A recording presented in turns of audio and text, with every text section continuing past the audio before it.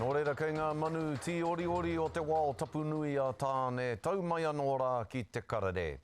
Ko tahi tau a Ngāpuhi e pakanga ana ki te taimiripi, engari he ueue ke atu tēnei whawhai i tā rātou i whakaaro tuatahi ai.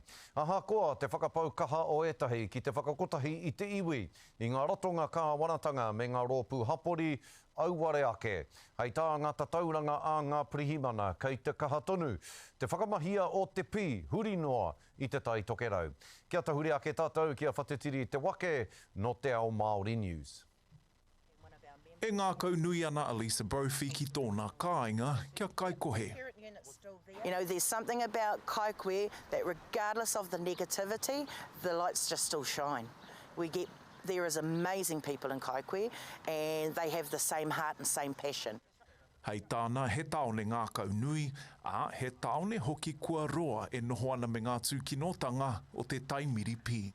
Because meth doesn't live alone, it lives in trauma, it lives in negative spaces, it has survived with mental health and depression and other horrific factors. E ai ki ngā tatauranga whakamātau wai a te opi pirihimana, no te wahanga o te hanuere ki te maihe, ko te Tai Tokerau te wāhi e kaha kai ana i te taimiripi i Aotearoa. As a community, we're over the meth harm that seemed to increase with no increasing in supports and resources. We had 12 homicides in that year. 3 of them were infants and children. Something had to be done. Ko mane tāhere te hea o te runanga a iwi o Ngāpuhi. No te tau kāhori tūwhera i te iwi i te kāhui māorohirohi o Ngāpuhi. He kāhui e tōtō mai ana i ngā apiha hauora, pirihimana, kāwanatanga me ngā rōpū o te hapori ki te whakatika i tēnei take. We've commissioned a report. We've been doing our own task force.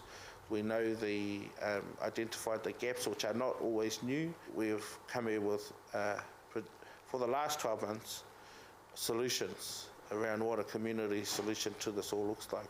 Aha kua te mahi tahi, hei tā te kāhui, kaore e eke ana ngā mahi. Kei te mimiti haere te puna kaimahi i te pai kouka, kaore e rite ana ki te nui o te raru.